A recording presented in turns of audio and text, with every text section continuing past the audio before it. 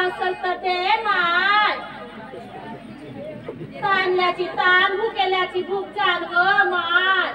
दे माय. काय काय कसली बडबड लावली इथे? हा आणि डायरेक्ट आत कशी काय आली? अव तर माय कासे पोटाची भूक उगी मुगी नाही बसू दे मा. मोठ्या आसन आलो ग माय. तू तर माया माया बहिणी वाणी आहे. त्याचा काय कोळकूट का असेल तर दे माय माया लेकरा बाराई. काय ग तुझ्या सोबत तर एकही दिसत नाही. हा खोटी बोलते की काय? किती मुलं बाळ आहेत तुला?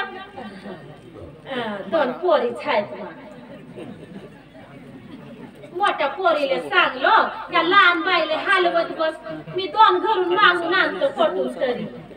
काय ग असे तुमचं गावोगावी हिंडून भीक मागून खाणं ना घराचा पत्ता ना गावाचा पत्ता. त्यातल्या त्यात त्या पोरांचे झिंगड का गेला होता त्याचा त्रास होत नाही तुम्हाला? त्रास तर होते माय पण आम्ही आमच्यासाठी नाही हिंडत. आता का सांगू माझे कासे. तो देव मोठा नवलखोर हाय मा. कोणी पोरा बारासाठी नवस करते तर त्याईले देत नाही आणि आमच्या मांग अशी लाईन लावते. आता पाय माय 2 घरी उपाशीच आहेत आणि आता या तिसऱ्याले कोणचा देव बरं. गॉड म्हणजे आणखी पोटामध्ये तिसरा आहे? हो हो हाय तिसरा हाय. पहिला 2 पोरीच आहेत.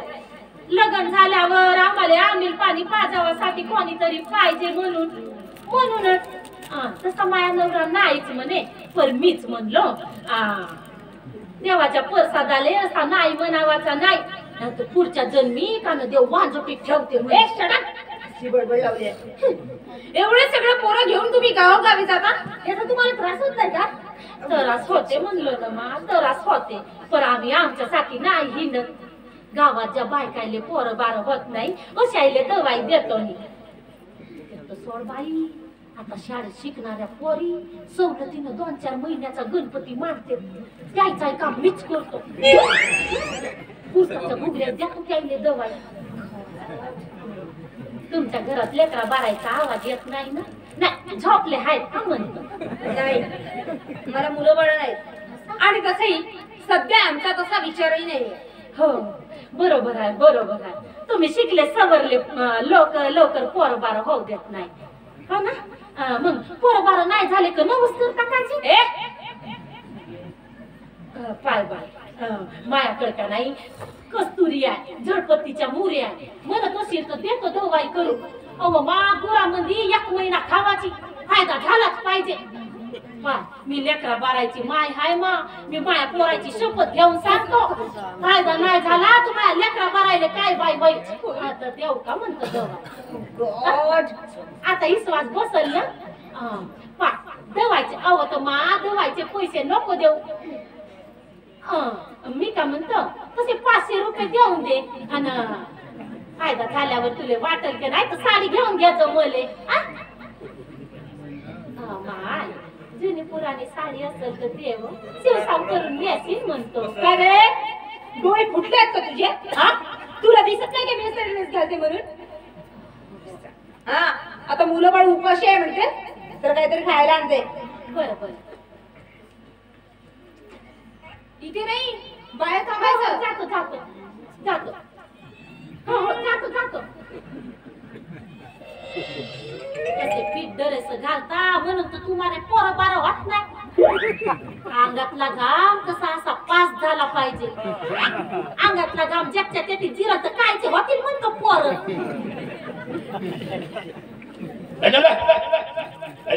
हो येतो माझी तर बैठा माझो. बरं काय नाही येऊन राहिला इकडं पण त्याच्या संग तर माया कवी काढाय दिसून राहिला. काहीतरी भानगड हाय बाई आणि मी याची दिसलो तर हा नागोऱ्या मलाही सुजवते. आता कसा करू पोट तरी लपला पाहिजे. पोट लपला इकडे लपतो का होते तर पाहतो. चल इकडे आबे इकडे आबे पहिले इकडे ये. का काउंटी आबे अर्धा दिवस झाला तुझ्या त्या टापरा गोदीला शोधत आहोत. काऊनजी माझ्या बायकोला शोधत आहात तुम्ही? तुम्हाला का तिने ठकडी मोरी केलं का जी? अजी एकुलती एक बायको आहे जी माझी मोठी लाडाची आहे जी. हो पण तुझ्या त्या लाडा लोबाच्या बायकोनं एका बाईले पोरं करून देतो म्हणून 500 रुपये नेले म्हणे. हा सांगता जी खरंच 500 रुपयात पोरगा होते जी सांगून राहिले आता पहा डॉक्टरकडे जावं लागते मग तपासा लागते आणि मग गरोदर राहिली तर डिलिव्हरीच्या वेळेस पोट फाडून काढावं लागते. किती पैसे लागते सांगा. अबे तर त्याला सीझर म्हणते. का सीझर का फ्रीजर तो करायला किती पैसा लागते सांगा ना. आणि नुसत्या 500 रुपयासाठी माझ्या बायकोला शोधत राहा तुम्ही. अबे 500 रुपयेच नाही तर बाहेर वाढत असलेला नवीन कोरा लुगडा पण चोरून नेला म्हणे. नाही बे तुझी बायको पक्की चोर आहे बे. पण एक गोष्ट लक्षात ठेव तुझी बायको जर तो लुगडा जर मला नेसून दिसली जेतो भेटन तेतो सोडायला लावतो. का बोलता जी तुम्ही आया बायाच्या जातील असं नाही बोलावा साहेब. मग आम्हाला काही इज्जत बिज्जत आहे का नाही जी. मग इज्जत आहे नाही. आणि ते तुझी बायको हर चौकात लोकांसमोर मले नागोरा साहेब अशी म्हणून हाक मारते तर हे सोय काही इज्जत पाहिजे लक्षात. आता तिले तुम्ही तसे दिसत असाल म्हणून म्हणते बाप्पा जी नागोरा साहेब. अबे हे कुठं लाव्यासारखी दडून होती. चला तुम्ही दोघेही माझ्यासोबत पोलीस स्टेशन चला. ह्या दंड्या भिजवतो पाण्यात आणि सुजवतो तुमचा भूगोल. लुगडा चोरलेला लुगडा सोड. आताच्या आता लुगडा सोड. का म्हणता तुम्ही. अजी हा एकच लुगडा हाय माझ्याजवळ आणि लुगडा चोरायला मी काय चोर हाव का जी. मागच्या महिन्यात माझी एक चड्डी चोरी गेली अजून भेटली नाही. चोरली असं म्हणायचं हाय का तुम्हाला. काय काढ्या सोड बरं तुझ्या पटलून दाखव या साहेबाला हो का तुझी. नाही आम्ही याला चोर दिसतो का नाही सोड म्हणतो ना. आमच्याला चोरीचे आरोप करता का जी तुम्ही. हो का तुम्ही आता एक काम करा माझ्यासोबत पोलीस स्टेशन चला. ते तर तुमची चौकशी होईल. दोघे माझ्यासोबत पोलीस स्टेशन चला. म्हणजे खरं सांगतो जी आम्ही चोर नाही हाव जी. जाऊ द्या ना जी का करतात. तिसऱ्या पाराला गेलो का लावी आणून तिथं का तिथं असं म्हणते. हो हो हो पण हिची चौकशी करावच लागेल ना. टोपली काय अजी याची मुऱ्या जऱ्याच आहेत जी. हो का मग एक काम करा ते टोपली घेऊन पोलीस स्टेशन चला. म्हणजे तो पोलीस स्टेशनला आता काय यावं लागेल. नाही ते तर चौकशी होईल ना. त्याच्यात काय ना काय नाही. आता काही काड्याने लावे देतो म्हणलं ना जी. खड्ड्यात गेले तुमचे लावे ना फावे. काही काड्या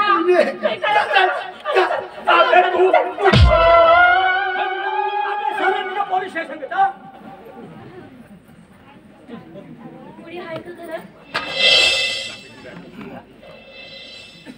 कुणी घरात आहे का वयाची.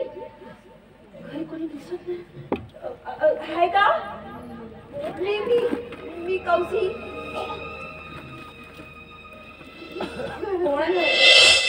काय ग डायरेक्ट आज कशी काय आली. हे काय तुझ्या बापाचं घर समजली. काय चोरी करायचा विचार आहे की काय तुझा. चल की तू. आणि तसंही भिकाऱ्यांना भीक देणं आम्ही बंद केले. वॉचमॅन वॉचमॅन घराच्या बाहेर काय. मी कौशी त्या नवरीची वहिनी हा. हो बारके भाऊजी आहेत का. नाही जरा तो बाहेर गेलाय. आणि काय ग त्याच्याशी तुला कुठलं काम आलंय. हे बघ तो तुला भेटू शकत नाही. तू जाय तू जाऊ. मायावर दया करा जाऊ बाई. माझा नवरा बिमार आहे. घरात काहीच खाले नाहीये. 2 दिवसापासून उपाशी जरासं काही असेल तर द्या. ही तुला धर्मशाळा वाटली का. अहिल्या गैराला कोणत्याही भिकाऱ्याला द्यायला. आणि तसंही तुझा नवरा बिमार आहे मेला नाही. मेल्यावर आहे. त्याची 13वी साजरी करायला वाटते तितका पैसा आणि राज मी स्वतः तुला देते. आता तू जाय. असं वागू नको माझ्यासोबत. मला समजून घे. मी काय म्हणतो बारक्या भाऊजीला जरासं फोन लावते का. इतका माझ्याकडे अधिक वेळ नाहीये. आणि तसंही तो तुला भेटू शकत नाही कारण की तो फॅक्टरी मध्ये खूप बिझी आहे. माझ्या नवऱ्याचा सख्खा भाऊ आहे तू त्याला इकत घेतला आहेस का. होता तो तुझ्या नवऱ्याचा सख्खा भाऊ होता. पण त्याने तुमच्याशी सगळे नाते तोडलेले आहेत. आता माझा नवरा आहे नवरा. आलं लक्षात? आमच्यावर दया करा. हे माझ्या नवरा सिकलशेलचा पेशंट आहे. हो, काही काम धंदा नाही, घरीच राहते, काही पैसे नाही आमच्या घरी, काही नाहीये. पाहिजे तर भीक समजून देऊ दे बाई, पुढे हाकलू नको. तू अशी काही ऐकलं नाही. आता तुला धक्के मारूनच घराच्या बाहेर जावं लागतं ना. काय चाललंय? आणि ही बाई कोण आहे? अरे ही बारक्याची बहिणी आहे. घरी खायला काही नाही, नवरा बिमार आहे म्हणून ती भीक मागायला आली. काय ग जिरली? एवढ्यातच तुमची मस्ती जिरली का? नाही, आम्ही खूप स्वाभिमानी माणसं आहोत. ते कोर्टाची केस जिंकली तर तुझ्या नवऱ्याला खूप महाग चढला होता ना. आता कुठे गेला तुमचा स्वाभिमान? बोलला दादा, चूक झाली आमच्याकडून, माफ करा. चुकीनं बोलून गेलो, जे नाही ते बोलून गेलो. आता असं काही करणार नाही, कधी बी करणार नाही. हे पा माझ्याकडं म्हणजे मला थोडंसं काहीतरी द्या बरं. आमच्या घरी काहीच नाही, आमच्यावर दया करा. एवढं तरी पुण्य करून दे तुमच्या हातानं. आम्ही पुण्य करायला इथे बसलो नाहीये. हे बघ, इथे काही मिळेल ही आशा सोड आणि नाही घेतो. दादा, अरे खूप वेळची मी पण तिला तेच सांगते, पण ऐकायला तयारच नाहीये. अरे बारक्याची वाट बघते म्हणे तो हिला मदत करणार. हिला मदत करणार? तोच आम्ही टाकलेल्या तुकड्यावर या घरात तो जगतोय. इथल्या 2 टाईमच्या अन्नाची तर त्याची सोय आहे का? अरे या घरातल्या 1 ग्लास पाण्यावर सुद्धा त्याचा अधिकार नाहीये. समजते? बघ, इथे काही मिळेल ही आशा सोड आणि मुकाट्याने निघेतो.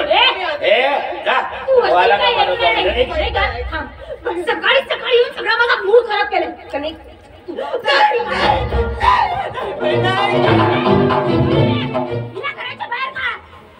आणि काय का प्राची, तुलाही कळत नाही का या असल्या भिकारड्या लोकांना घरात घेते? प्राची, प्राची, अगं माझी वहिनी या ठिकाणी मला येताना दिसली. ते इकडेच आली होती का? तू काही बोललीस तिला? मी? हो. मी तिला काय बोलणार? उलट तिनेच मला काय नाही त्या खालच्या शब्दात बोलून माझा या घराचा उद्धार केला. मला म्हटलं माझ्या दिलाला आमच्यापासून तोडलं, रक्ताच्या नात्याची बेईमानी करायला लावली. नाही त्या खालच्या शब्दात बोलले. नाही काय दादा. हो ना, हो, वाटेल त्या शब्दात बोलली. जी वाटेल त्या शब्दात बोलली बिचारी माझ्या बहिणीला.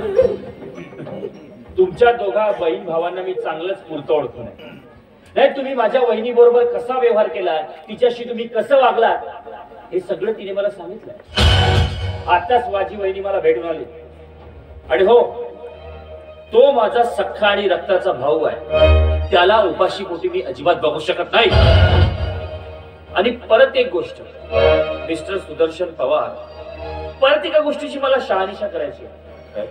मला मेडिसिन सप्लाय करणं सारखी फोन कॉल देतात की आपल्या मेडिसिन फॅक्टरीमध्ये नकली औषधे इंजेक्शन बनवली जातात आणि त्यामुळे बरेच पेशंट हे दगावले. मला या सगळ्या गोष्टींचा कारण किंवा उत्तर मिळेल? त्या औषधी फॅक्टरीमध्ये केमिकल इंजिनियर म्हणून तुझी निवड आहे. त्याचा पगारही मीच तुला मागतोय. आता तुझं काम काय ते मी सांगू? बघ, आपल्याकडून कुठली भेसळ न होता तो फ्रेश माल मार्केटमध्ये जावा ही तुझी जबाबदारी आहे. त्या औषधी आणि इंजेक्शन साठी, त्या भेसळीसाठी फक्त शेवट तू जबाबदार आहेस. तो मी माझी ड्युटी व्यवस्थित करतो ना, पण तुमच्याच फॅक्टरीमध्ये काहीतरी लुडबुड सुरू आहे. नाही, मी म्हणतो आपल्याला काही इथलं कळता कामा नाही, आपल्याला इथलं काही कळत नाही, तरी सुद्धा तुम्ही या गोष्टीमध्ये ढवळाढवळ का केली? ती फॅक्टरी माझी आहे, त्या फॅक्टरीचा मालक मी आहे आणि त्या फॅक्टरीमध्ये येण्यासाठी तू मला मनाई करतोस? त्या इंजिनिअरिंग आणि औषधीच्या भेसळीसाठी फक्त तू जबाबदार आहे. तो समजला? दादा, मी बोलते त्याच्याशी. काय रे बारक्या, हा? तू शुद्धीवंत आहेस का? अरे तो माझा दादा आहे, दादा. आणि तसंही हा, याची कल्पना तुला असायला हवी ना, पण नाही. तुला तर सवयच आहे स्वतःचं खापर दुसऱ्याच्या माती मारायचं. तुला मध्ये बोलायला कोण सांगितलं? का नाही बोलणार ते? म्हणजे तू आता आमच्या बोलल्यावर मनाई टाकणार आहेस का? बघ, तुला परत समजावून सांगतो, फक्त त्या औषधी इंजेक्शनाच्या भेसळीसाठी तू जबाबदार आहे. तू आणि फक्त तो.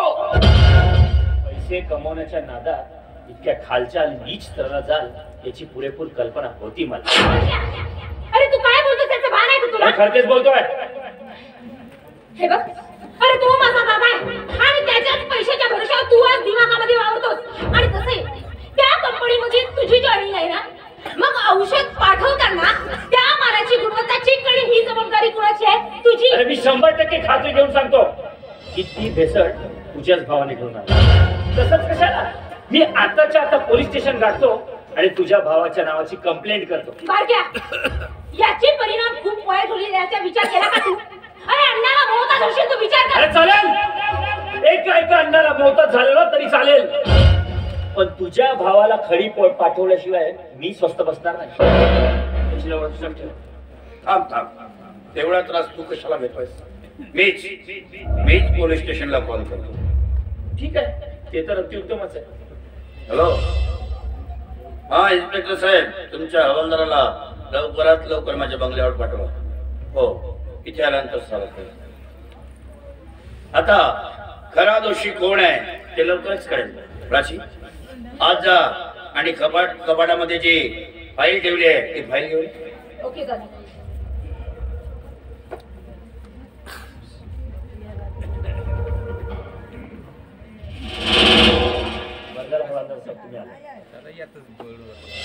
मिस्टर बारीकराव सोनवाने, आत्ताच all India medicine and drugs association करून एक मेल आहे.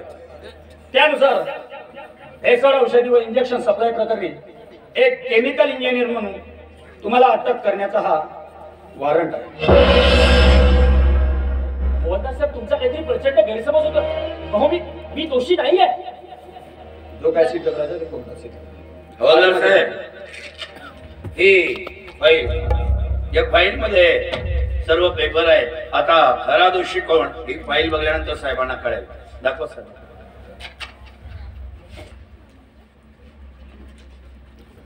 बारक्या, अरे तू असा वागशील असं स्वप्नात देखील विचार केला नव्हता.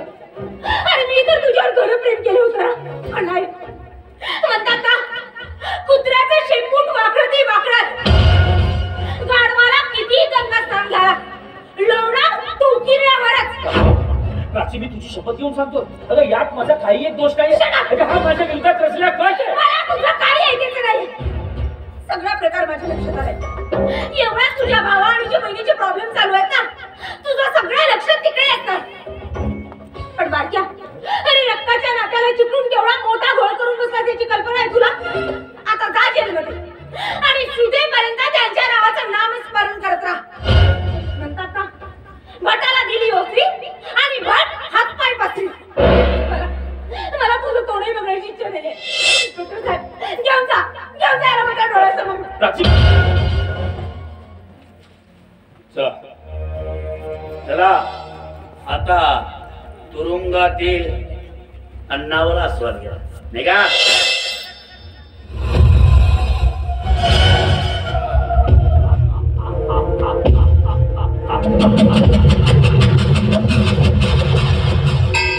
सुदर्शन पाटील पवार आहे. मी पवार.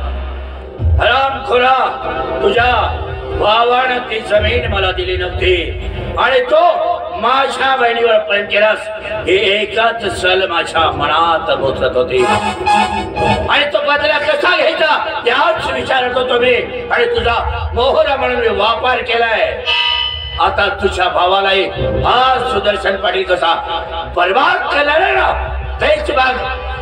या सुदर्शन पाटलाच्या नीतीला आजपर्यंत या गावातील कोणत्याही माणसानं कधीच ओळखलं नाही.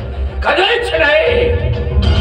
नीतीचा नाही तर कूटनीतीचा महासागर या सुदर्शन पाटील पवार.